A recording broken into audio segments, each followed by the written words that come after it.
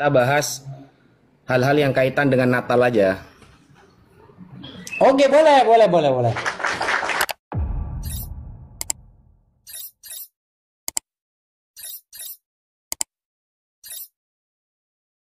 Halo saudara, jumpa lagi dengan saya Al di channel Al Murid. Saya ingin semua orang yang menonton tahu isi video ini. Sebab masih ada saja orang-orang yang tidak paham mengenai hal ini. Untuk lebih jelasnya mari kita simak bersama-sama sampai selesai. Karena di akhir saya akan memberikan tanggapan yang saya pikir semua orang harus tahu. Kita bahas hal-hal yang kaitan dengan Natal aja. Oke, boleh. Oke. Silakan. Saya dulu atau kamu dulu? Karena Pak Ustadz yang mengundang, karena Pak Ustadz yang membuat tema, jadi supaya saya mengerti, silakan Pak Ustadz dulu. Oke. Silakan. Bismillahirrahmanirrahim. Assalamualaikum warahmatullahi wabarakatuh. Sahabat muslimin yang dirahmati oleh Allah dimanapun kalian berada dan teman-teman Kristen semua setanah air. Jadi begini, tanggal 25 Desember itu masyhur disampaikan oleh mayoritas, meskipun tidak semua ya, mayoritas umat Kristen bahwa 25 Desember itu kelahiran Nabi Isa atau Yesus. Kalau di penanggalan, kalau di kalender dulu namanya Isa Al-Masih, kalau sekarang dirubah Yesus Kristus. Nah, pertanyaan saya begini, kita sekarang berbicara tentang spesifikasi Tuhan, ya, tentang sifat-sifat Tuhan. Pantaskah ketika ada Tuhan itu dilahirkan, Mas Edis? Atau jangan-jangan Mas Edis tidak setuju kalau Yesus itu Tuhan? Karena saya dengar-dengar Mas Edis ini dari aliran Unitarian ya, yang tidak meyakini bahwa sosok Yesus itu Tuhan atau bagaimana lah. Itu nanti Mas Edis sendiri yang akan menerangkan. Bagi kami, umat Islam, yang namanya Tuhan itu tidak dilahirkan, Mas Edis. Jadi jangan kemudian Mas Edis mengait-ngaitkan dengan Nabi Muhammad SAW, karena sering ada orang Kristen yang mengatakan Nabi Muhammad ini adalah Tuhan bagi umat Islam. Yang namanya Tuhan, spesifikasinya di dalam Islam itu tidak dilahirkan dan dia tidak mati.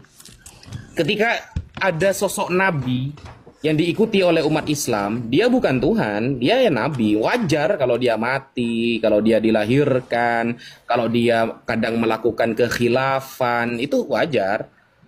Tetapi ketika ada sosok Tuhan kemudian dia dilahirkan, kemudian mati, meskipun hanya 3 hari, itu sudah tidak pantas disebut dengan Tuhan.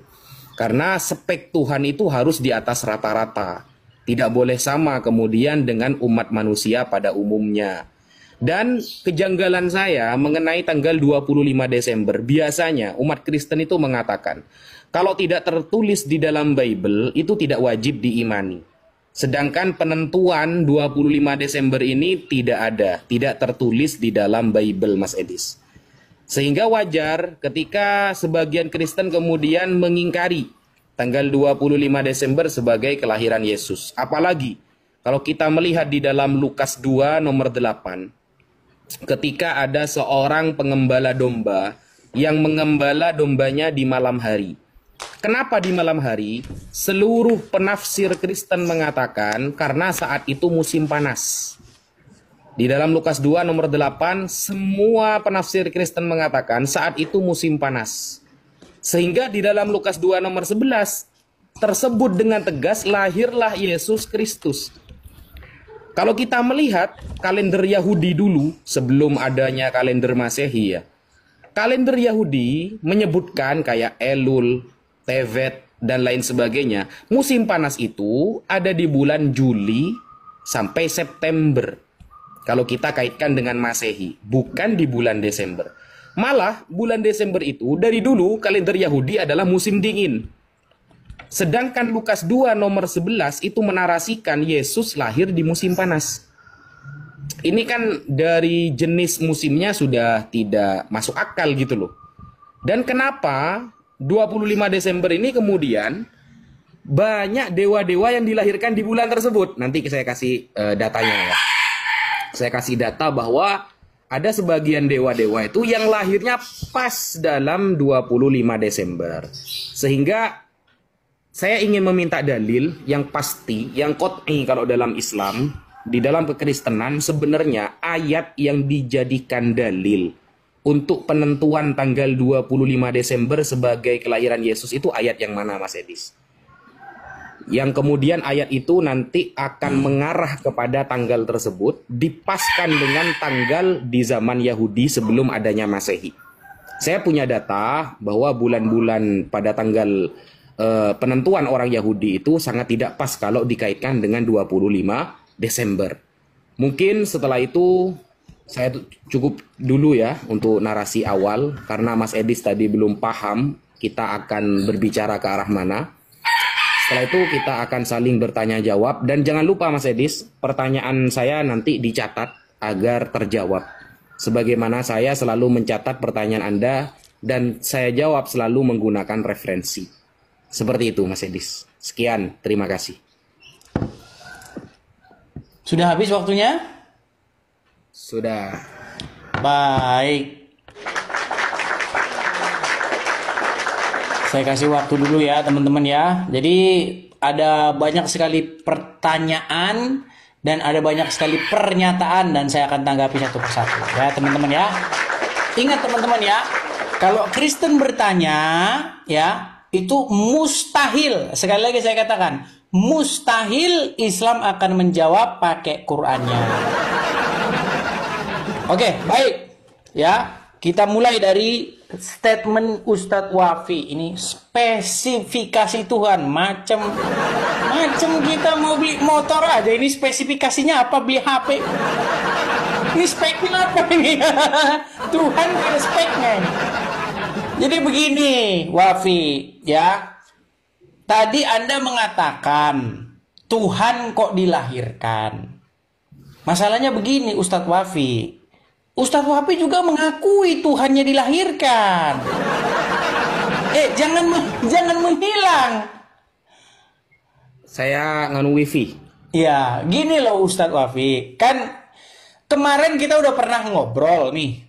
Ya, terkait dengan pernyataan Rifa, pernyataan Alif, pernyataan Yusuf PI, dan juga pernyataan Rashid, ya, yang mengatakan bahwa Muhammad itu adalah Rob. Karena Tuhan ini kan bahasa Indonesia, Ustadz. Jangan macet-macet begini. Tadi saya dengar nggak mati-mati loh. Tunggu dulu, saya mau nganu wifi nih. Wifi dulu. Waduh, ini gawat ini deh. Jangan gitu dah. Ya, gini loh. Tuhan. Saya udah berapa kali ngomong. Itu kan bahasa Indonesia. Betul? Betul nggak? Nah, ya, bahasa lanjut. Bahasa Arabnya apa? Bahasa Arabnya kan Rob. Dan Muslim termasuk Anda sendiri, Ustadz Wafi sudah mengakui Muhammad itu memang Rob di dalam agama Islam. Ya kan? Nah, saya katakan bukan cuma dilahirkan Robnya orang Islam, meninggal sampai sekarang masih meninggal. Nih, biar saya ingatkan nih. Soal. Agama apakah yang Robnya adalah mayat? Babi. Agama apa? Islam. Loh, kenapa Ustadz Wafi ngomong, Tuhan kok dilahirkan? Loh, Tuhan Anda Muhammad emangnya nggak dilahirkan? Masalahnya kan Tuhan tuh bahasa Indonesia. Orang Arab nggak ngomong bahasa Indonesia. Nggak ada orang Arab ngomong Tuhan gitu, nggak ada orang itu bahasa Indonesia kok. Orang Arab kalau ngomong Tuhan itu Rob. Ya Rob gitu. Dan Muhammad itu Rob kalian. Ustadz Wafi sudah mengakui itu. Videonya juga ada. Lalu bagaimana Ustadz Wafi ngomong kepada saya, kenapa Robmu dilahirkan? Loh, Robmu dilahirkan juga. Gimana ini Ustadz Wafi, ini berat kalau kayak begini. Tapi kalau kata Rob itu Anda tujukan kepada Allah, memang Allah tidak dilahirkan. Ada ayatnya. Lam yalid walam yulad walam yakul lahu kufuwan ahad. Betul. Sama seperti yang saya imani. Yang saya imani, kalau kata Tuhan itu Anda rujuk kepada Roh Kudus atau Anda rujuk kepada Bapa di sorga, saya nggak percaya Roh Kudus itu dilahirkan. Saya nggak percaya Bapa di sorga itu dilahirkan. Nggak percaya saya. Saya tidak pernah percaya Bapa di sorga itu masuk ke rahimnya Maria, terus dilahirkan. Saya nggak pernah percaya itu. Yang dilahirkan itu adalah Sang Firman yang menjadi manusia. Gelar dia sama, Rob juga. Tuhan juga gelar dia.